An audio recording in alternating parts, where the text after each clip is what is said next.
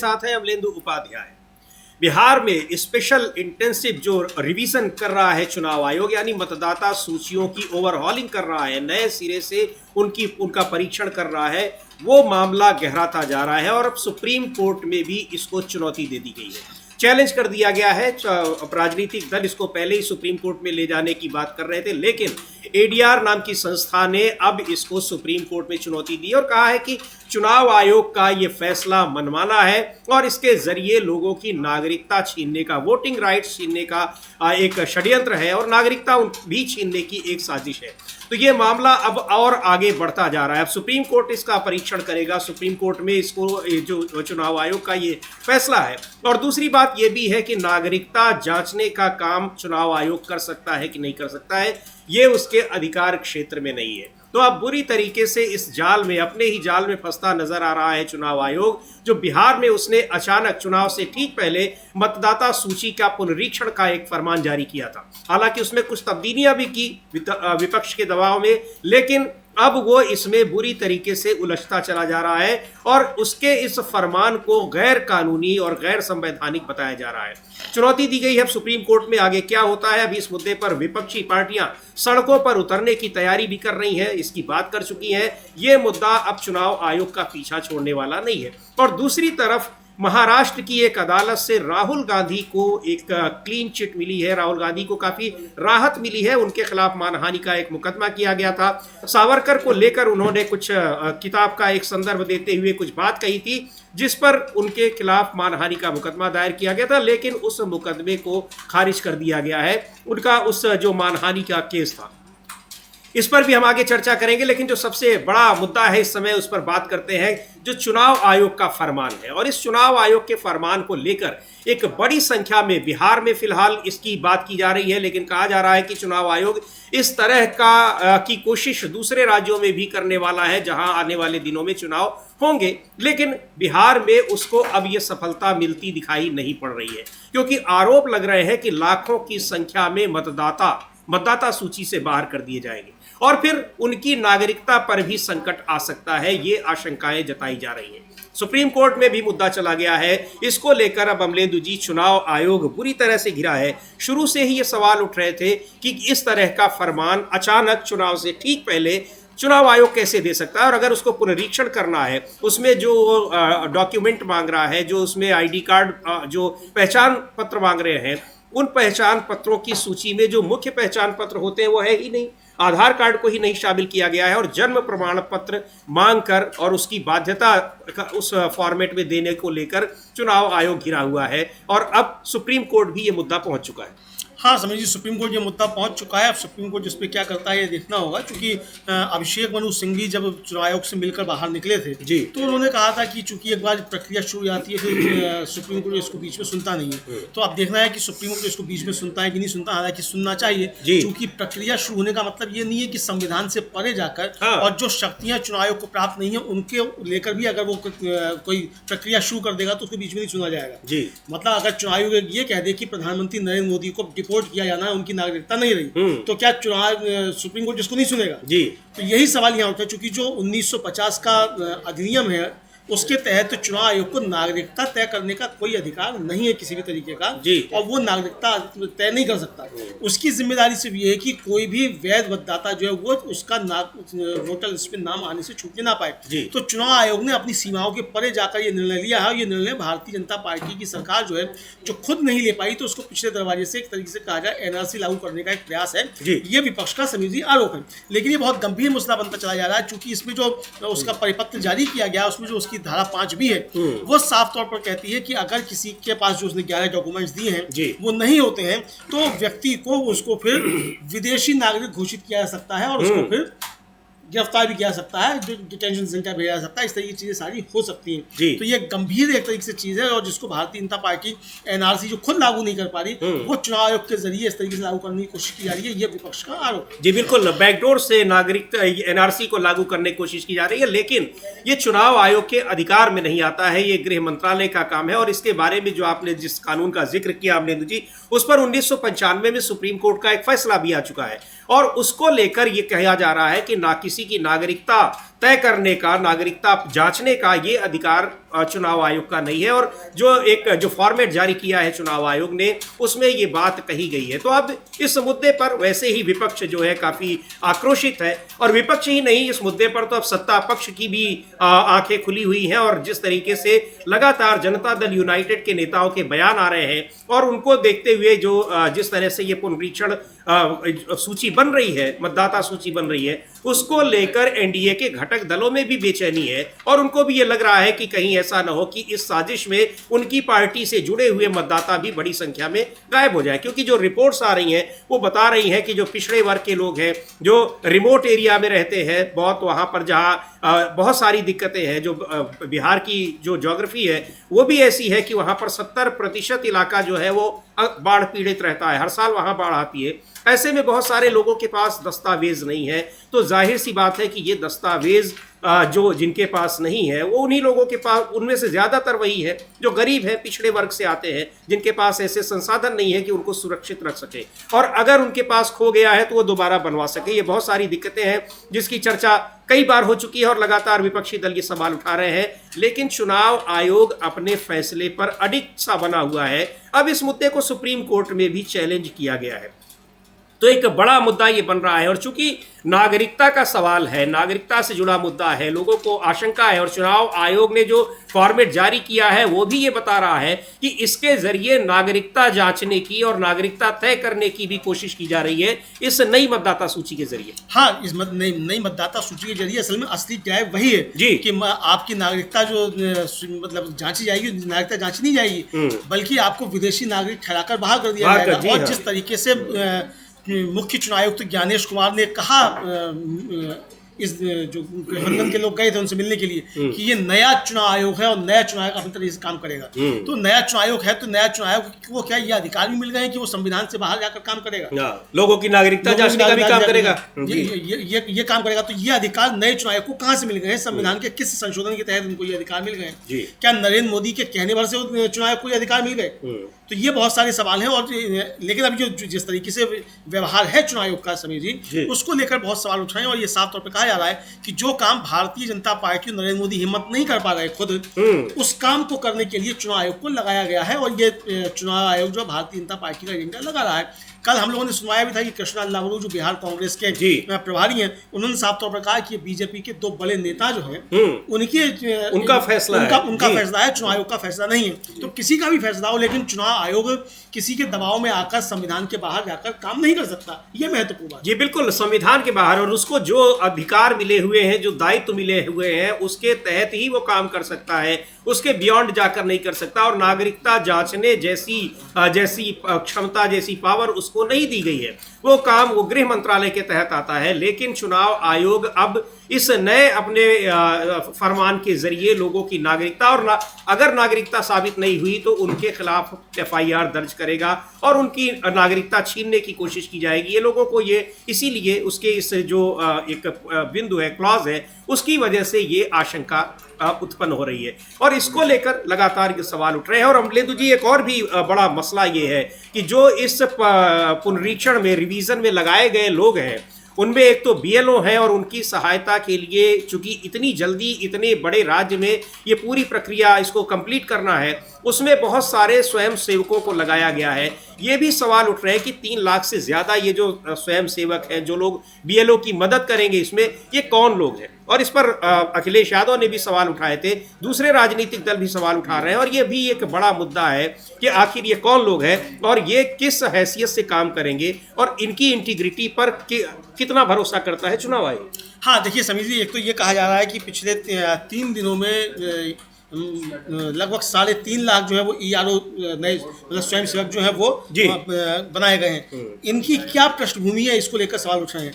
आरोप भी लग रहा है, विपक्ष सवाल उठा रहा है कि ये RSS से जुड़े हुए लोग हैं और RSS से जुड़े हुए लोगों को तैनात करके लोगों की नागरिकता छीनने का प्रयास किया जा रहा है। ये विपक्ष के आरोप हैं। अखिलेश यादव जो समाजवादी पार्टी के अध्यक्ष हैं, उन्होंने पूछा भी था कि इनकी पृष्ठभूमि क्या है, ये कहीं RSS के लोग तो नहीं है, ये उनका सवाल था। और ये अब बात सामने आ रही है कि आखिर इनकी पृष्ठभूमि क्या है, इनके ऊपर कोई मुकदमे तो नहीं है, किस तरीके के लोग हैं, इनकी आखिर नियुक्ति की किसने है, जी हाँ, और उसका आधार क्या था, क्या इसके लिए कोई आपने निकाला चुनाव आयोग ने कि भाई आप अगर ईआरओ बनना चाहते हो बन सकते हैं, हाँ। इनको कहीं कोई ट्रेनिंग दी गई? जी बहुत सारे सवाल है, चूंकि ईआरओ जो है उसी को अधिकार है, समीर जी, जो 1950 का मतदाता अधिनियम है उसके मुताबिक कि ईआरओ को अधिकार है कि वही तय कर सकता है कि वोट बनेगा कि नहीं बनेगा। जी हाँ। और ईआरओ अगर तय कर लेगा तो उसके बाद फिर चुनाव आयोग केवल दिशा निर्देश जारी सकता है, उसकी बात को काट नहीं सकता।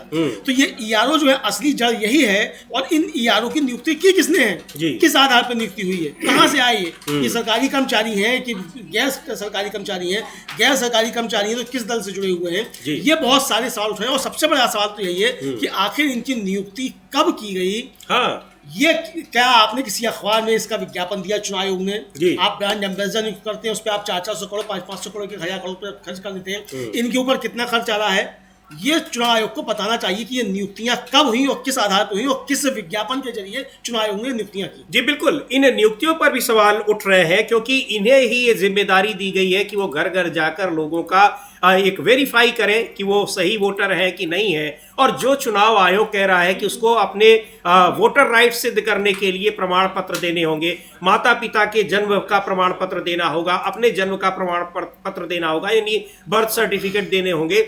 इन सब की जांच वही ईआरओ करेंगे जो 3 लाख के से ज्यादा उनको नियुक्त किया गया है।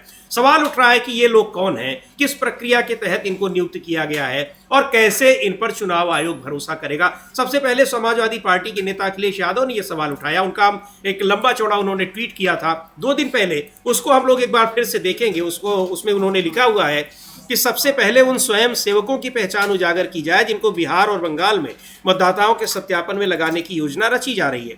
यह सुनिश्चित किया जाए कि वो स्वयं सेवक सत्ता पक्ष और उनके संगी साथी से संबंधित किसी भी संगठन, मुख्यालय या शाखा से जुड़े हुए लोग नहीं हैं। उनके सोशल मीडिया अकाउंट्स की छानबीन करके ये निश्चित किया जाए कि वो किसी भी राजनीतिक दल से संबद्ध लोग नहीं हैं। संदिग्ध स्वयं सेवकों को किसी भी सूरत में इस जालसाजी का हिस्सा न बनने दिया जाए, चाहे इसके लिए कोर्ट का दरवाजा ही क्यों न खटखटाना पड़े। माना कि चुनाव आयोग को मतदाता सूची के पुनरीक्षण का अधिकार है, लेकिन यह कहीं नहीं लिखा है और न ही इसका कहीं कोई उदाहरण है कि उसमें आम लोगों को इस तरह स्वयं सेवक बनाया जाएगा। जो मतदाता सूची पिछले जून में सही थी वो इस जून में गलत कैसे हो सकती है। सत्ता पक्ष हार के डर से ऐसा कर रहा है, लेकिन बिहार, पश्चिम बंगाल और कल को उत्तर प्रदेश में इस चालबाजी से भले कुछ वोट कम हो जाए, लेकिन भाजपा हारेगी और हमेशा के लिए हारेगी। पराजय का डर ही षड्यंत्र रचता है, निंदनीय कृत्य। ये लिखा है अखिलेश यादव ने और इसको लेकर सवाल उठ रहे हैं। यानी जिन लोगों को मतदाताओं के उनको वेरीफाई करने की जिम्मेदारी दी गई है, उनकी जांच खुद ही संदिग्ध है। जिन लोगों को लगाया गया है उस काम में, यानी ईआरओ, और ये 3 लाख से ज्यादा है। इतनी बड़ी संख्या में लोगों को नियुक्त कर दिया गया, उसकी कोई जानकारी नहीं। ये कहा जा रहा है, विपक्ष कह रहा है कि इतना बड़ा फैसला अगर चुनाव आयोग ले रहा था तो उसको वहां पर जो संबंधित पार्टियां हैं जो बिहार में चुनाव लड़ रही हैं उनसे उसको बात करनी चाहिए थी, लेकिन कोई बात नहीं की गई। मनमाने तरीके से उसको लागू कर दिया गया और जब आपत्तियां जताई जा रही हैं तो उसी मनमाने तरीके से उन आपत्तियों को खारिज भी किया जा रहा है। हाँ बिल्कुल, इन आपत्तियों को खारिज किया जा रहा है। और समीर जी, ये असल में एक तरह से कहा जाए जो विपक्ष कह रहा है और उसका तात्पर्य ये है कि ये देश को एक नई, जो एक तरीके से कहा जाए कि आग है उसमें झोंकने का प्रयास है चुनाव आयोग के जरिए। और बताया जा रहा है समीर जी कि इसी तरीके से जो मुख्य चुनाव आयुक्त रहे शकधर साहब, उन्होंने 1978 में एक जो था वो बयान दे दिया था कि पूर्वोत्तर में इसी तरीके से अवैध नागरिक घुस आए हैं। और उसके बाद फिर असम में जो था वो आंसू का आंदोलन बहुत शुरू हुआ, जिसके गर्भ से जो थी वो एजीपी निकली और वो काफी ज्यादा मतलब असम जलता रहा और आज तक असम जो है उस आग में जल रहा है एक तरीके से। तो ये जो कवायद है ये असल में बिहार को असम बनाने की कवायद दिखाई पड़ती है, ये विपक्ष के आरोप हैं। और ये साफ तौर पर समझा जा सकता है कि जो आज भी है इनके उसका निर्देश, उसमें साफ तौर पे है कि अगर आपके पास ये 11 डॉक्यूमेंट्स नहीं है तो आपको विदेशी नागरिक घोषित किया जा सकता है और विदेशी नागरिक घोषित करके आपको गिरफ्तार किया जा सकता है और आपको वहां भेजा जा सकता है। ये है। तो अब ये सवाल उठता है कि इसके पीछे असली मंशा क्या है, इसको लेकर सवाल उठ रहे हैं। जी बिल्कुल, इसको लेकर सवाल उठ रहे हैं कि असली मंशा क्या है। और चूंकि एनआरसी लागू नहीं हो पाया बिहार में और उसके जरिए ये आरोप लग रहे हैं कि अब बैकडोर से एनआरसी लागू करने की कोशिश की जा रही है, लेकिन नागरिकता से संबंधित मुद्दों को जांचने का चुनाव आयोग को अधिकार नहीं है। फिर भी उसने अपने इस जो फॉर्मेट है उसमें इस पॉइंट को, इस क्लॉज को कैसे मेंशन कर दिया, और ये भी उसमें कह दिया गया है कि जिनका जो नागरिकता साबित नहीं हो पाएगी उनको विदेशी नागरिक घोषित कर दिया जाएगा। अब यही बड़ा सवाल है, अब जब सुप्रीम कोर्ट में ये मुद्दा जा रहा है तो उस पर ये सारे सवाल पूछे जाएंगे, और जो एडीआर है वो उसने सुप्रीम कोर्ट ने इस चुनाव आयोग के इस फरमान को चैलेंज किया है। सुप्रीम कोर्ट में इस पर सुनवाई होगी, लेकिन ये मुद्दा चुनाव से ठीक पहले बहुत सारी आशंकाओं को पैदा कर रहा है, और ये कहा जा रहा है जो चुनाव आयोग पर अब तक तमाम आरोप लगते रहे कि वो सरकार के साथ साजिश करके वो बीजेपी के पक्ष में काम कर रही है, वो एक बार फिर पुख्ता होता दिख रहा है वो आरोप। हाँ, ये आरोप पुख्ता होता दिख रहा है। विपक्ष ये आरोप लगा रहा है कि जिस एजेंडे को बीजेपी खुद लागू नहीं कर पा रही उसको अब चुनाव आयोग के जरिए लागू कराया जा रहा है। अब समीर जी, अगर इसी तरीके का आदेश मान लीजिए मोदी सरकार ने जारी किया होता तो हमारे टीवी चैनल क्या बहस कर रहे होते इस समय? ये कह रहे होते मोदी जी ने बहुत बड़ा काम कर दिया, एनआरसी लागू हो रही है, संघ का एजेंडा लागू हो रहा है, ये सब कहा जाता। लेकिन अब वो चूंकि अवसर नहीं मिल पा रहा है तो ये काम अब चुनाव आयोग के जरिए कराया जा रहा है। और चुनाव आयोग साफ तौर पे कह रहा है कि यदि प्रक्रिया के दौरान किसी मतदाता पर विदेशी नागरिक होने का संदेह होता है तो उन्हें सक्षम प्राधिकारी के पास भेजा जाएगा। जो नागरिकता अधिनियम जो है उसके तहत जिला मजिस्ट्रेट या राज्य पुलिस हो सकती है। यदि डीएम और पुलिस द्वारा भी संदेह की पुष्टि हो जाती है तो ऐसे अवैध प्रवासी अधिनियम के अनुसार अपने मूल देश में निर्वासन तक अपने निवास के राज्य में एक पारगमन सुविधा या निरोध केंद्र में सीमित रहेंगे, और उन संदिग्ध मतदाताओं को अपने मामलों को विदेशी न्यायाधिकरणों में ले जाना होगा, जो कि मोदी सरकार ने जो 2019 में संशोधन किया है उसके बाद अब ये न्यायाधिकरण जो है हर राज्य में स्थापित किए जा सकते हैं। तो ये बिहार में जो राष्ट्रीय नागरिक रजिस्टर के अध्ययन की जो प्रक्रिया है इसको बढ़ाने के लिए ये कहा जा रहा है कि ये पर्दे के पीछे से एनआरसी को लागू करने की प्रक्रिया है।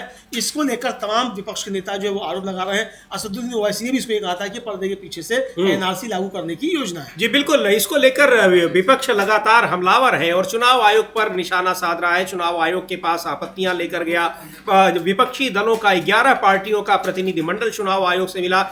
चुनाव आयोग प्रतिनिधिमंडल से मिलने की भी एक सीमा तय कर रहा है और उन पर भी पाबंदी लगा रहा है कि केवल पार्टियों के अध्यक्ष ही उससे मिल सकते हैं और एक पार्टी से सिर्फ 2 लोग आ सकते हैं। ये सारी चीजें बता रही हैं कि चुनाव आयोग किस तरीके से काम कर रहा है और उस पर लोकतांत्रिक प्रक्रियाओं की धज्जियां उड़ाने का आरोप विपक्ष लगा रहा है।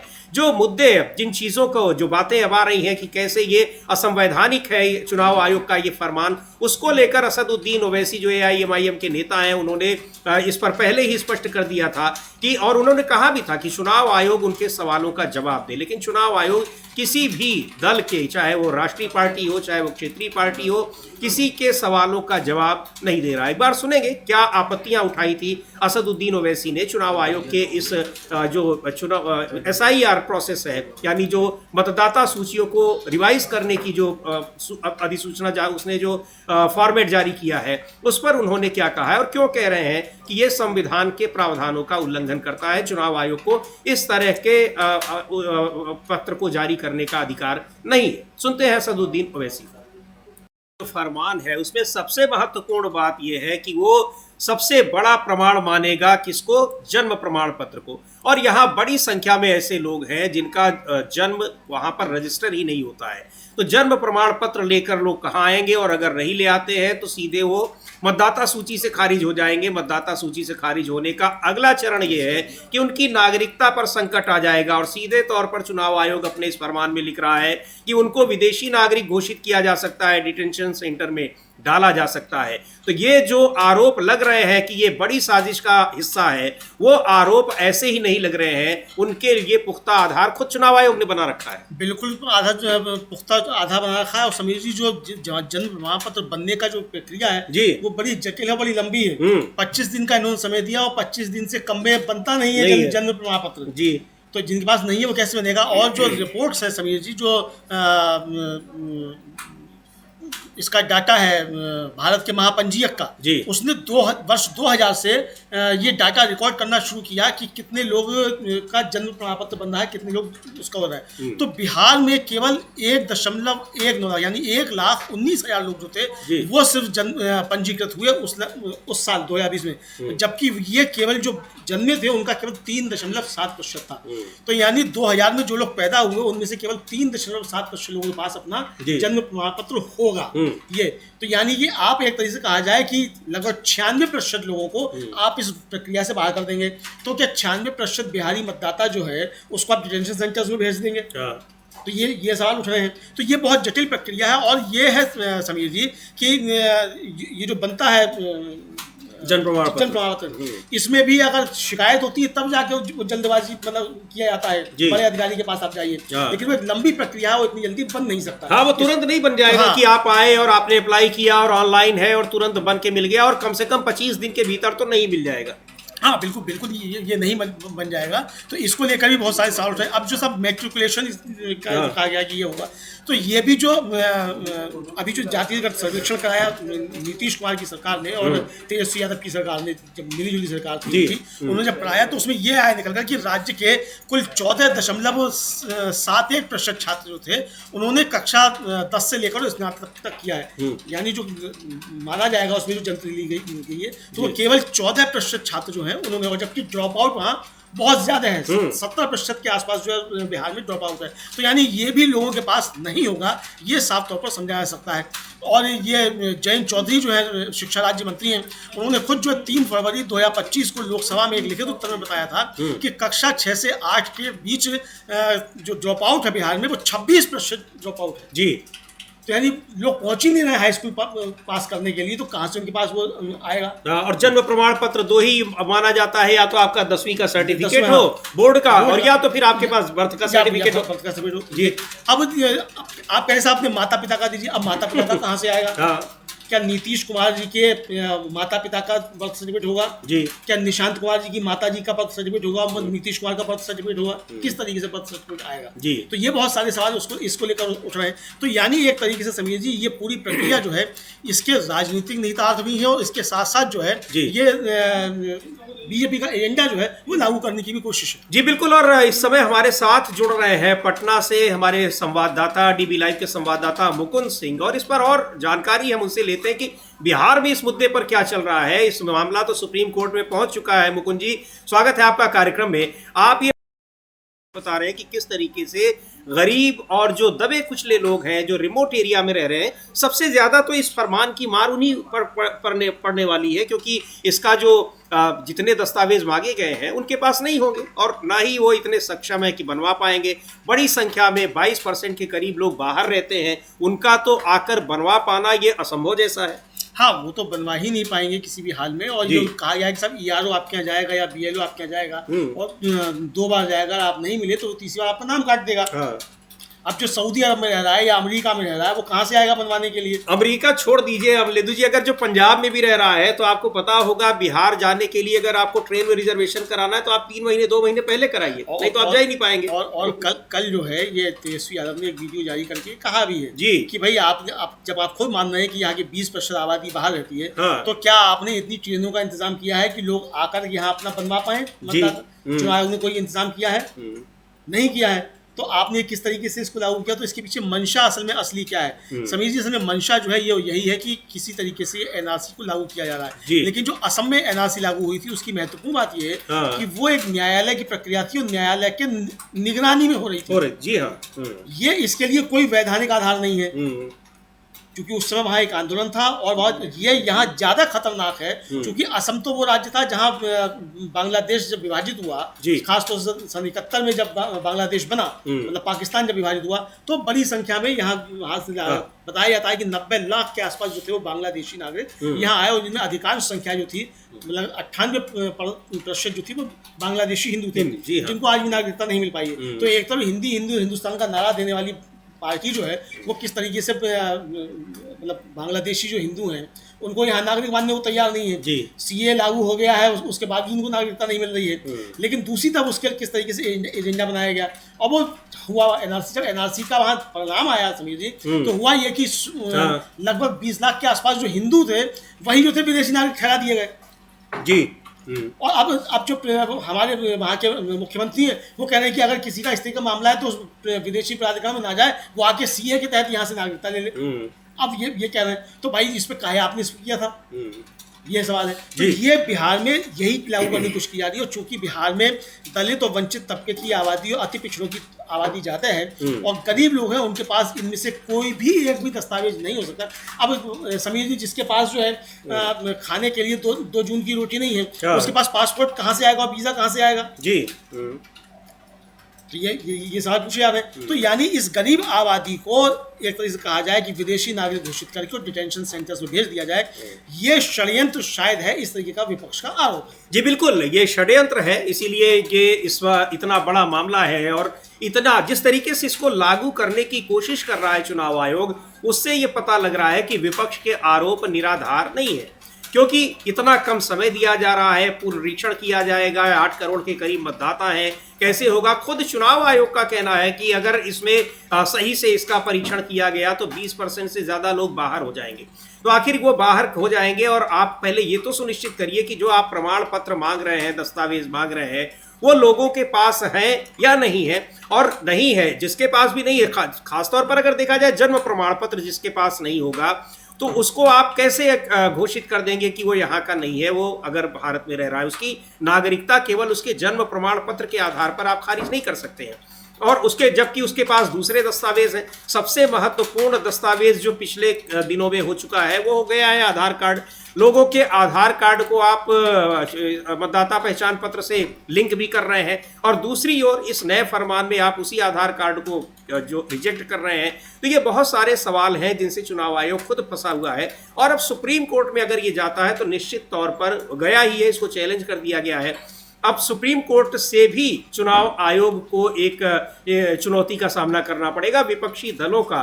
और जैसा हमारे साथी बता रहे थे मुकुंद सिंह, की सत्ता पक्ष के भी जो सहयोगी दल हैं उनके भीतर भी इस तरह से अब सुगबुगाहट हो रही है कि उनको इस चुनाव आयोग के नए फरमान से बहुत बड़ा राजनीतिक नुकसान दिखाई पड़ रहा है। हाँ बिल्कुल, बहुत ज़बरदस्त राजनीतिक नुकसान दिखाई पड़ रहा है। और जनता दल यू के जो मुख्य प्रवक्ता हैं नीरज कुमार, उन्होंने बड़े एक तरह से कहा जाए कि गोलमोल शब्दों में इससे अपनी असहमति दर्ज कराई है जी। और उनका कहना है कि ये पुनरीक्षण का काम करना जो है ये उसका अधिकार है चुनाव आयोग का, लेकिन कोई भी एक भी मतदाता जो है वो छूटना नहीं चाहिए। जो वैध मतदाता है, हमारी चुनाव आयोग से केवल एक ही मांग है। तो एक तरह से कहा है समीर जी कि विपक्ष की इस मांग को जनता दल यू का परोक्ष तौर पर समर्थन जो है वो मिलता हुआ दिखाई पड़ता है। जी बिल्कुल, इसका जनता दल यूनाइटेड का समर्थन मिलता हुआ दिखाई पड़ता है। और समर्थन अभी तो खैर शुरुआत है, लेकिन जिस तरीके से अब आने वाले दिनों में और वहां पर जैसे जो जमीनी रिपोर्ट्स आ रही हैं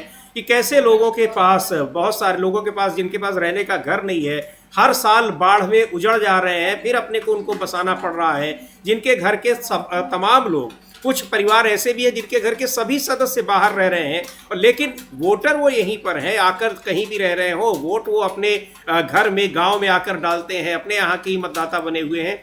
उन लोगों के आप जन्म प्रमाण पत्र का वेरिफिकेशन कैसे करेंगे? वो तो आपके एक ही उसमें खारिज हो जाएंगे, उनकी जो पहचान है, आइडेंटिटी है, वही खत्म हो जाएगी, भले ही वहाँ पीढ़ियों से निवास कर रहे हैं। एक बहुत बड़ा लोगों के सामने एक सामाजिक संकट भी है, और उनके अपनी नागरिकता का जो संकट है वो तो खैर है ही। हाँ बिल्कुल, ये नागरिकता का संकट है। और केवल संकट मतलब ऐसा वैसा नहीं है समीर जी, ये बड़ा संकट है और नागरिकता जा सकती है, ये साफ कह रहा है चुनाव आयोग। हाँ, कि आपको जो है वो सक्षम प्राधिकारी के समक्ष भेजा जा सकता है, यानी डीएम के सामने भेजा जा सकता है। ये एक तरीके से उसमें है। तो नागरिकता पे ही खतरा आ गया है। ये सिर्फ केवल वोटर लिस्ट का मामला नहीं है, इसे 5 किलो आपका अनाज छिन जाएगा इसका मसला नहीं है। मसला ये है कि आप भारत के नागरिक ही नहीं रहेंगे और आपको डिटेंशन सेंटर्स में भेजा जा सकता है। और जिस तरीके से रोहिंग्याओं को समुद्र में फेंक दिया गया, जिस तरीके के आरोप लग रहे हैं, तो उस तरीके से समुद्र में फेंका भी जा सकता है, ये भी हो सकता है जी। आशंका है हाँ बिल्कुल, आपको डिपोर्ट किया जाएगा। आप डिपोर्ट करने के बहाने क्या किया जाएगा, ये सारी आशंकाएं तो लोगों की रहेंगी ही जब आप देश के नागरिक ही नहीं रहेंगे। तो सबसे ज्यादा जो लोगों को आशंका है, डर है, वो इसी बात का है कि उनकी नागरिकता छीनने की एक साजिश है, चुनाव आयोग के जरिए सरकार ये कर रही है। और जैसा कि आरोप भी लगे और सीधे तौर पर कांग्रेस के कृष्णा अल्लावरू ने कहा कि ये चुनाव आयोग का ये फैसला नहीं है, ये फैसला है ये भारतीय जनता पार्टी के शीर्ष नेताओं का। कृष्णा अल्लावरू का वो बयान हम आपको सुनवा भी सकते हैं, और उन्होंने सीधे तौर पर ये कहा कि ये सरकार में भारतीय जनता पार्टी के शीर्ष नेताओं का, सरकार में बैठे शीर्ष नेताओं का ये फैसला है, इसलिए ये और भी ज्यादा गंभीर मुद्दा है। कि क्या सरकार भी इसमें शामिल है। सुनते हैं कृष्णा अल्लावरू को। उन्होंने सीधे तौर पर आरोप लगाया है कि चुनाव आयोग नहीं बल्कि चुनाव आयोग के जरिए सरकार ये काम करवा रही है, ये वो करा रहे हैं, चुनाव आयोग तो केवल एक माध्यम है। कृष्णा अल्लावरू का ये कहना है। हाँ बिल्कुल, कृष्णा अल्लावरू का ये कहना है कि चुनाव आयोग तो केवल माध्यम है और चुनाव आयोग एक तरीके से जो विपक्ष ने पहले भी कहा कि ये केवल एक कठपुतली है बीजेपी की और कुछ नहीं है इसको लेकर। लेकिन समीर जी यहाँ सवाल ये भी उठ रहे हैं कि खुद मुख्य चुनाव आयुक्त ज्ञानेश कुमार जो है उनकी नियुक्ति विवादों के घेरे में है जी, क्योंकि उनके खिलाफ जो थी वो पहुंची हुई थी याचिका सुप्रीम कोर्ट में और सुप्रीम कोर्ट में सुनवाई होनी थी 10:30 बजे, उससे पहले सुबह 9 बजे उनको शपथ दिला दी गई और वो मामला अभी सुप्रीम कोर्ट में है। तो जो जिस व्यक्ति की नियुक्ति खुद जो है वो सवालों के घेरे में है, वो आदेश दे रहा है कि आपकी नागरिकता जांची जाएगी। और ये भी देखिए कि जिनको जिम्मेदारी दी जा रही है नागरिकता जांचने की, उनकी भी नियुक्ति संदेह के घेरे में। उनकी नियुक्ति संदेह के घेरे में अभी पता ही नहीं कि वो आरएसएस के कार्यकर्ता हैं कि आईएसआई के कार्यकर्ता हैं कि किसके कार्यकर्ता हैं, कुछ पता ही नहीं है जी। विपक्ष यही सवाल पूछा है कि ये कौन है, किसके कार्यकर्ता हैं, ये कहाँ से आए हैं, ये 3 लाख जो ERO हैं ये कहाँ से आए हैं, और इसके परीक्षण में कितनी ईमानदारी वो बरतेंगे, नहीं कितनी कौन जिम्मेदार होगा, कौन जिम्मेदार होगा, कितनी ईमानदारी बरतेंगे और इनकी नियुक्ति प्रक्रिया क्या है, आखिर इनकी नियुक्ति प्रक्रिया क्या है, किस तरीके से इन लोगों की भर्ती की गई, ये नाम कहाँ से आए चुनाव आयोग के पास जी।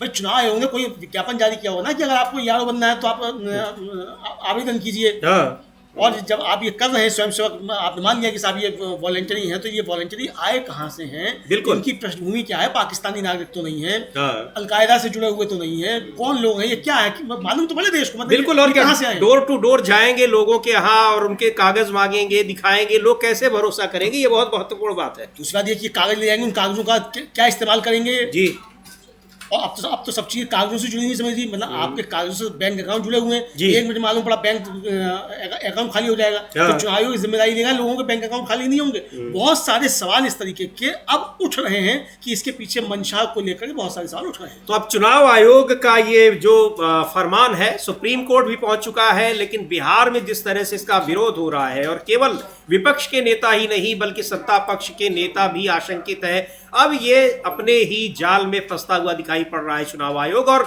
उसका ये फरमान किसी के भी गले नहीं उतर रहा है। सबसे बड़ी बात तो ये कि उसकी मंशा पर सवाल उठ रहे हैं कि क्या बड़ी संख्या में बिहार के लोगों की नागरिकता को खारिज करने की ये कोशिश तो नहीं है, षड्यंत्र तो नहीं है, यही आशंकाएं जताई जा रही हैं। खैर, अब इस पर क्या करता है चुनाव आयोग, अपने फैसले को बदलता है या इसमें संशोधन करता है, वो देखने वाली बात होगी। लेकिन ये मुद्दा एक बड़ा मुद्दा है और सुप्रीम कोर्ट में भी अब इसको चुनौती दी जा चुकी है। ADR जो संस्था है उसने चुनौती इसको दी है और कहा है कि सुप्रीम कोर्ट का ये फैसला पूरी तरह से मनमाना है और बड़ी संख्या में लोगों को मताधिकार से वंचित करने वाला है, जो कि उनका अपना मौलिक अधिकार है। और इधर एक और बड़ी है, पुणे की एक अदालत ने राहुल गांधी के खिलाफ एक याचिका दायर की गई थी। सत्यकी सावरकर जो सावरकर के परिवार की है, उनकी वंशज है, उन्होंने कहा था कि राहुल गांधी ने सावरकर के लिए कुछ ऐसी बात की थी, किसी किताब का उदाहरण देते हुए, वहां से उद्धृत करते हुए, जो बात सही नहीं है, और अगर ऐसा सही है तो राहुल गांधी उस किताब को प्रस्तुत करें, ले आए। लेकिन अदालत ने सीधे उनकी मानहानि की इस याचिका को खारिज कर दिया है और कहा है कि ये संविधान के मौलिक अधिकारों का उल्लंघन है, हम किसी को उसके ही खिलाफ गवाही देने के लिए बाध्य नहीं कर सकते हैं। तो ये इस मामले में उनकी याचिका खारिज हो गई। राहुल गांधी के खिलाफ देश भर में बहुत सारे मामले हैं, खारिज होते रहते हैं, उनको बुलाया जाता रहता है, लेकिन ये बहुत बड़ा मामला था और इसको लेकर काफ़ी राजनीतिक चर्चाएं भी हो रही थी। हाँ समीर जी, इसको याचिका उनकी मतलब मानहानि का जो मुकदमा वो खारिज नहीं हुआ है। जी हाँ, उन्होंने जो मांग की थी पुस्तक को प्रस्तुत करने की, वो याचिका उनकी खारिज कर दी है अदालत ने। और जो न्यायाधीश थे विशेष अदालत के न्यायाधीश अमोल शिंदे, उन्होंने कहा कि राहुल गांधी को उस किताब को प्रस्तुत करने के लिए नहीं कहा जा सकता और अपने आदेश में कहा अदालत ने कि आरोपी अपनी सफाई में सबूत पेश करते समय कोई भी प्रासंगिक दस्तावेज प्रस्तुत कर सकते हैं। अगर आरोपी को ऐसे दस्तावेज समय से पहले पेश करने के लिए बात किया जाता है तो ये भारतीय संविधान के अनुच्छेद 20(3) के तहत उनके मौलिक अधिकारों का उल्लंघन होगा, जो आत्म आरोपण यानी सेल्फ इंक्रिमिनेशन के खिलाफ सुरक्षा प्रदान करता है। तो ये उसमें कहा गया, कोर्ट ने कहा कि अनुच्छेद 20(3) के अनुसार किसी भी अपराध का आरोपी व्यक्ति स्वयं के विरुद्ध गवाही देने के लिए बाध्य नहीं किया जा सकता, इसलिए अदालत का मानना है कि आरोपी को ऐसे दस्तावेज प्रस्तुत करने का निर्देश नहीं दिया जा सकता। तो ये बड़ी जीत जो है ये इस मामले में राहुल गांधी की वहां से पुणे की उस अदालत से आ रही है, जो कि सावरकर मानहानि मामले में मुकदमा किया हुआ है। सावरकर के वंशज जो है सत्यजीत सावरकर, उन्होंने इस मामले में ये बड़ी खबर आ रही है। जी, तो ये एक बड़ी खबर है कि उसमें उनसे उस किताब को प्रस्तुत करने के लिए कहा गया था जिस किताब में वो विवरण उपलब्ध है जो सावरकर के लिए उन्होंने कहा था। लंदन के किसी कार्यक्रम में राहुल गांधी ने ये कहा था, तो उन्होंने मानहानि का दावा किया था कि ये बात उन्होंने कहीं नहीं कही थी और उस किताब को राहुल गांधी लाए तो कोर्ट ने सीधे कह दिया कि ये मांग नहीं स्वीकार की जा सकती कि राहुल गांधी को कोर्ट में वो किताब प्रस्तुत करनी पड़ेगी। तो एक बड़ी राहत है, एक बहुत चूंकि बड़ा चर्चित मामला है ये। वैसे तो राहुल गांधी के खिलाफ बहुत सारे मुकदमे चल रहे हैं, लेकिन इसको लेकर काफी चर्चाएं थी और सावरकर को लेकर, और सावरकर वो भी महाराष्ट्र में। तो इस मामले में कोर्ट ने उनको एक बड़ी राहत दी है। और महाराष्ट्र से ही एक और बड़ी खबर है, वहां 20 साल बाद जो ठाकरे ब्रदर्स हैं यानी उद्धव ठाकरे और राज ठाकरे, वो एक बड़ी रैली कर रहे हैं। और ये रैली कर रहे हैं जो वहां पर त्रिभाषा फॉर्मूला सरकार ने लागू किया था, तभी इन लोगों ने इसके विरोध में 5 जुलाई को यानी आज एक बड़ा विरोध प्रदर्शन करने को कहा था। लेकिन उनकी इस घोषणा के बाद सरकार ने अपना फैसला ही वापस ले लिया। तो सरकार ने जब फैसला वापस ले लिया तो ये दोनों लोग अब उसको अपना एक विजय प्रदर्शन उसको कह रहे हैं, अपनी जीत के तौर पर इसको सेलिब्रेट कर रहे हैं, मना रहे हैं। लेकिन जो सबसे महत्वपूर्ण बात है वो ये है कि राज ठाकरे और उद्धव ठाकरे जो एक चचेरे भाई हैं, दोनों 20 साल बाद एक साथ आए हैं। इसको महाराष्ट्र की राजनीति में बहुत ही इसके बहुत सारे अर्थ निकाले जा रहे हैं। हाँ बिल्कुल समझिए, इसके बहुत सारे अर्थ निकाले जा रहे हैं। और आज उद्धव ठाकरे ने साफ तौर पर कहा भी कि हम दोनों जो हैं वो एक साथ रहने के लिए अब एक साथ आए हैं, यानी कि इसका मतलब कि बातचीत शायद कुछ हो चुकी है। आज इसके जरिए एक तो कहा जाए कि भारतीय जनता पार्टी ने ये खुद अवसर उपलब्ध करा दिया कि 20 साल के बाद ठाकरे ब्रदर्स जो है वो एकजुट दिखाई पड़े और घोषणा की जा रही है कि हम एक साथ रहने के लिए यहाँ आए हैं। और जो राज ठाकरे हैं उन्होंने कहा कि चाहे गुजराती या कोई और मराठी, उसको मराठी आनी चाहिए, लेकिन अगर कोई मराठी नहीं बोलता है तो उसे पीटने की कोई जरूरत नहीं, क्योंकि बहुत सारी घटनाएं आ रही हैं। जी हाँ। लेकिन अगर कोई बेकार का नाटक करता है तो आपको उसके कान के पर्दे के नीचे मारना चाहिए। और उन्होंने कहा कि मैं आपको एक और बात बताता हूं, अगर आप किसी को पीटते हैं तो घटना का वीडियो ना बनाएं, पीटे गए व्यक्ति को बताएं कि उसे पीटा गया है। आपको हर किसी को यह बताने की जरूरत नहीं है कि आपने किसी को पीटा है। जी, यानी गोलमोल शब्दों में कह भी नहीं कि इसके लिए कोई किसी को नहीं आती तो उसको पीटे नहीं, लेकिन अगर कोई नाटक करता है तो उसको जरूर पीटे। हाँ, लेकिन जिस तरह से उनकी पार्टी महाराष्ट्र नवनिर्माण सेना और लगातार जो वीडियो आ रहे हैं उसको लेकर बहुत वो घेरे में है, बहुत सारे सवाल भी उनके ऊपर उठ रहे हैं कि महाराष्ट्र में जिसको मराठी नहीं आएगी उसको क्या होगा। कई सारे जो दुकानें हैं, दफ्तर हैं, उन पर हमले हो रहे हैं। अभी आज सुबह भी एक अभी हम देख रहे थे कि मुंबई में किसी दफ्तर पर हमला किया गया। उनके जो लोग हैं, कार्यकर्ता है, वो उस पर पत्थर फेंक रहे थे। तो ये भी एक बड़ा सवाल है कि राज ठाकरे जिस तरीके से विरोध कर रहे हैं वहां पर हिंदी का, उसको लेकर क्या उनको कितना राजनीतिक नफा नुकसान होगा, इस बात पर भी सवाल है। लेकिन जो राज ठाकरे और उद्धव ठाकरे का एक मंच पर आना, इस मुद्दे के अलावा भी उसके बहुत सारे नीतार्थ निकाले जा रहे हैं। और भारतीय जनता, चूंकि एक समय में सबसे पुराना जो सहयोगी था शिवसेना था भारतीय जनता पार्टी का महाराष्ट्र में, एनडीए का, और अब किस तरीके से शिवसेना अलग हुआ, शिवसेना को तोड़ा गया।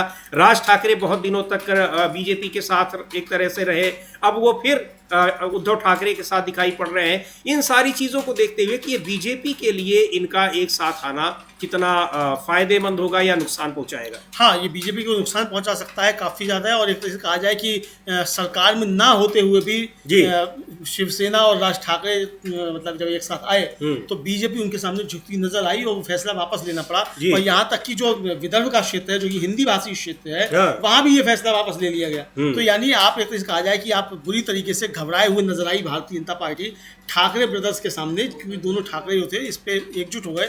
और ये अवसर खुद जो था वो बीजेपी ने अपना हिंदी हिंदू हिंदुस्तान का जो उसका नारा है उसके तहत शुरू किया था। उसमें एक तरीके से कहा जाए कि नुकसान जो है वो बीजेपी को उठाना पड़ा है। तो ये अब महत्वपूर्ण खबर है महाराष्ट्र की राजनीति में कि राज ठाकरे और उद्धव ठाकरे दोनों एक साथ आए हैं। अब जिस तरीके से भाषा के मुद्दे पर दोनों एक साथ आए हैं और भाषा के मुद्दे पर राज ठाकरे के जो कार्यकर्ता हैं वो घिरे हुए हैं, जिस तरीके से उसका विरोध कर रहे हैं। हालांकि सरकार ने त्रिभाषा फॉर्मूला वापस ले लिया और आरोप ये लग रहे थे कि त्रिभाषा फॉर्मूला ये राज्य सरकार का फैसला नहीं है, ये फैसला है केंद्र सरकार का, जो राज्य सरकार पर जबरन थोपा जा रहा है। ये आरोप लगाए थे उद्धव ठाकरे ने भी और राज ठाकरे ने भी, उसी तरीके से जिस तरह से कृष्णा अल्लावरू आरोप लगा रहे हैं कि चुनाव आयोग बिहार में मतदाता सूची के पुनरीक्षण की जो योजना बना रहा है वो फैसला केंद्र सरकार का है। तो ये राज्यों के तमाम फैसलों पर केंद्र का जो दखल है उसको लेकर वो आरोप लगातार लग रहे हैं। और महाराष्ट्र में तो चुनाव से पहले भी अमलेदुजी लग रहा था और सीधे तौर पर संजय राउत ने कहा था कि ये सरकार वहां पर जो चल रही है, तब एकनाथ शिंदे मुख्यमंत्री थे, कि वो चल रही है गुजरात के लोगों से और गुजरात के नेताओं से। अब एक बार फिर यही आरोप लग रहे हैं कि गुजरात वो जो केंद्र सरकार राज्य सरकार के फैसलों में भी दखल दे रही है। हाँ, केंद्र सरकार राज्य सरकार के फैसलों में दखल दे रही है, ये साफ आरोप लग रहा है। और ये कहा जा रहा है कि पर्ची सरकारें जो चल रही हैं बीजेपी की, वो सब दिल्ली से चल रही हैं और दिल्ली को राज्यों की कोई जानकारी है नहीं कि वहाँ की राजनीति क्या है, और अपना एजेंडा लागू करने के लिए राज्यों को दबाव डालते हैं। फिर राज्य की सरकारें जब घिरती हैं तब फिर उनको वापस आना पड़ता है। इधर समीर जी, हमारे प्रधानमंत्री जो है वो विदेश यात्रा पर हैं इस समय जी, 5 देशों की यात्रा पर हैं। आज अर्जेंटीना में हैं और हमारा देश का एक प्रतिनिधिमंडल जो है वो अमेरिका से डील करने के लिए, चूँकि ट्रंप ने 9 जुलाई की जो डेट दी हुई है उस पर वार्ता करने के लिए इस समय यूएस में है जी। जो वाणिज्य मंत्री हैं, कॉमर्स मिनिस्टर हैं पीयूष गोयल, उनका एक बयान आया कल और उनका ये बयान ये था कि हम अपने हितों के साथ समझौता नहीं करेंगे। डेट से मतलब उसकी फाइनल डेट है उससे ज़्यादा भारत के हित जो है वो ज़्यादा महत्वपूर्ण है। इस पर राहुल गांधी ने एक वन लाइनर लिखकर जो है वो बहुत तगड़ा हमला बोला है जी। और आप बता सकते हैं कि क्या राहुल गांधी ने हमला? जी बिल्कुल, राहुल गांधी ने जो लिखा है कि Piyush Goyal can beat his chest all he wants, mark my words, Modi will meekly bow to the Trump tariff deadline.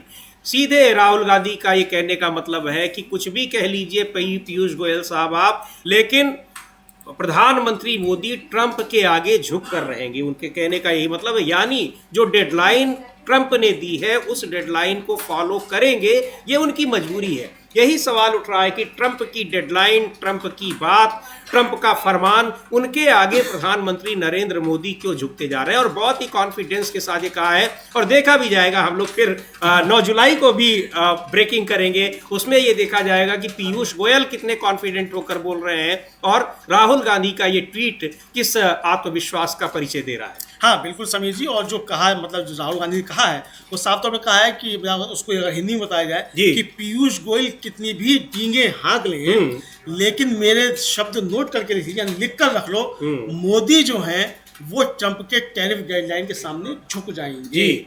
ये है, यानी कि 9 जुलाई से पहले मोदी जी की सरकार जो है वो ट्रंप के सामने झुककर और डील कर लेगी अमेरिका की शर्तों पर। ये कहना एक तरीके से राहुल गांधी का है। तो अब राहुल गांधी के शब्द नोट करके हमने रख दिए हैं, मुझे लगता है कि बीजेपी ने भी नोट करके रख लिए होंगे। 9 जुलाई को चर्चा हुई कि राहुल गांधी ने जो कहा था लिख कर रख लो, वो लिख कर रख लो, राहुल गांधी का सच हुआ या पीयूष गोयल का जो है कहना सच हुआ? जी भाई बिल्कुल, इस मुद्दे पर राहुल गांधी लगातार सरकार से सवाल पूछ रहे हैं और पूरा का पूरा विपक्ष ही पूछ रहा है कि डोनाल्ड ट्रंप भारत के ऊपर किस तरीके का दबाव डाल रहे हैं और दुनिया भर में किस तरह से भारत को नीचा दिखाने की कोशिश कर रहे हैं। लेकिन भारत की ओर से उस पर आपत्ति नहीं जताई जा रही हो, चाहे ऑपरेशन सिंदूर के बाद सीजफायर का मामला हो जिसका दावा ट्रंप कर रहे हैं, या फिर जो भारत के जो प्रवासी भारतीय थे जो गलत तरीके से अमेरिका पहुंच गए थे उनको डिपोर्ट करने का मामला हो, और जिस तरीके से भारत उनकी टैरिफ पॉलिसी के आगे दुनिया के दूसरे देश नहीं झुक रहे हैं लेकिन भारत समझौता करता चला जा रहा है। ये सारे सवाल लगातार उठ रहे हैं लेकिन इनके जवाब नहीं आ रहे हैं।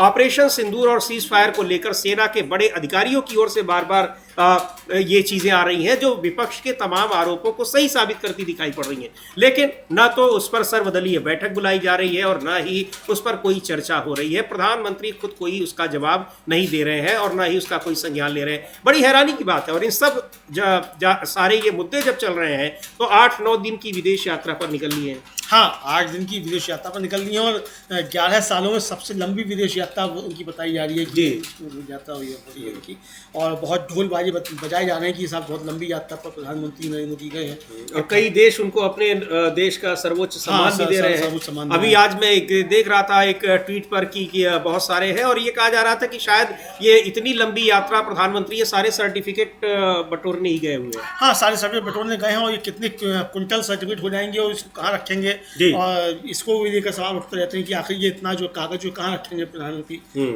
कागज पे है सर्टिफिकेट या पता नहीं ताम्रपत्र पे है, किस पे है वो मालूम नहीं। जी। कागज पे तो भी कई किलो होगा और ताम्रपत्रों पे तो कई कुंटल होगा। तो ये कितने कहाँ रखेंगे और क्या करेंगे, इनका कहाँ लेकर जाएंगे, इसको लेकर सवाल उठते रहते हैं। वह ठीक, बहुत अच्छी बात है, प्रधानमंत्री है, भारत के प्रधानमंत्री, सम्मान मिल रहा है, भारत का सम्मान है, बहुत खुशी होती है कि भारत के प्रधानमंत्री को इतना बाहर जाकर सम्मान मिलता है। यानी अभी भी गांधी और नेहरू के देश के प्रधानमंत्री को कितना सम्मान दुनिया में मिलता है, ये इससे मालूम पड़ता है। हाँ, लेकिन ये कई सारे लोग ये पूछते हैं उस पर, चूंकि सोशल मीडिया ऐसा प्लेटफॉर्म है जिसमें बहुत सारी जानकारी भी मिलती है और बहुत सारे मुद्दे भी मिलते हैं। उनमें ये सवाल पूछा जाता है कि जिन देशों से सर्टिफिकेट ये मिल रहे हैं, वहाँ का सर्वोच्च सम्मान मिल रहा है, नागरिक सम्मान मिल रहा है, वो बहुत सारे देशों का नाम लोग जानते भी नहीं है। लेकिन प्रधानमंत्री नरेंद्र मोदी उन सभी देशों की यात्रा कर रहे हैं और इन देशों की यात्राओं को लेकर चर्चा अक्सर होती रहती है। लेकिन इस बार जब सीज फायर के बाद और भारत और पाकिस्तान के बीच जब भारतीय सेना ने पाकिस्तान में आतंकी ठिकानों को नष्ट किया, उस मुद्दे पर जब कोई देश भारत के साथ नहीं आया, तब उनकी इन विदेश यात्राओं पर और उनकी सरकार की विदेश नीति पर भी बड़े सवाल उठे। हाँ बिल्कुल, काफ़ी ज़्यादा उनकी विदेश नीति पर सवाल उठे और अभी खासतौर से ऑपरेशन सिंदूर के बाद जो था वो विदेश नीति पर काफ़ी सवाल उठे। एक तो आतंकवाद विरोधी जो यूएन की कमेटी है उसका वाइस चेयरमैन बना दिया गया पाकिस्तान को, सुरक्षा परिषद जो है यूएन की उसका अध्यक्ष बना दिया गया पाकिस्तान को। ये सब कुछ हुआ हमारी जो गए प्रतिनिधिमंडल उसके बाद, और वो प्रतिनिधिमंडल जो गए उन्होंने जिस तरह से काम किया उसको लेकर भी वहाँ बहुत ज़्यादा सवाल उठे। और इधर समीर जी चलते चलते सूचना ये है कि जिसका आपने जिक्र भी किया था कि एडीआर जो है, एसोसिएशन फॉर डेमोक्रेटिक रिफॉर्म्स जो संस्था है, उसने बिहार में ये जो मतदाता सूची में संशोधन है इसके लिए चुनाव आयोग का जो 24 जून का आदेश है उसके खिलाफ सुप्रीम कोर्ट में याचिका दायर करके चुनौती दी है। और ये कहा गया है कि ये आदेश मनमाने ढंग से दस्तावेजीकरण की आवश्यकताएं लागू करके नागरिकता साबित करने का भार मतदाताओं पर डालकर संविधान के अनुच्छेद 14, 19, 21, 325 और 326 का उल्लंघन करता है। जी, अब इस पर कब सुनवाई होती है ये आने वाला समय बताएगा। जी बिल्कुल, इस पर कब सुनवाई होती है इस पर देखेंगे, रहेगी हमारी नजर। लेकिन इस मुद्दे को जिस तरीके से मौलिक अधिकारों के उल्लंघन का आरोप लगाते हुए इसको चुनौती दी गई है, तो बहुत गंभीर आरोप है चुनाव आयोग पर, और वो किस तरह से अपने अधिकार क्षेत्र से बाहर जाकर देश के नागरिकों के मौलिक अधिकारों का हनन कर रहा है, जबरन उनसे अपनी नागरिकता साबित करने के लिए कह रहा है, और अगर नहीं होता है तो नागरिकता उनकी छीनी जा सकती है, इसका वो लिखित तौर पर ये धमकी दे रहा है। तो ये सारे आरोप लग रहे हैं और अब सुप्रीम कोर्ट में भी इसको चुनौती दी गई है। आधार बहुत मजबूत है, सुप्रीम कोर्ट इस पर सुनवाई कब करता है और क्या फैसला देता है ये देखना भी बड़ा दिलचस्प होगा और बहुत महत्वपूर्ण होगा। लेकिन इन सब से पहले क्या चुनाव आयोग अपने फैसले का ही रिव्यू करेगा या नहीं? वो पूरी की पूरी बिहार की मतदाता सूची का तो रिव्यू कर रहा है, लेकिन उस पर जिस तरह से आपत्तियां दर्ज कराई जा रही हैं, आरोप लग रहे हैं, उनको देखते हुए क्या वो अपने फैसले पर पुनर्विचार करेगा, ये भी बड़ा सवाल होगा। रहेगी इन सब पर हमारी नजर। बने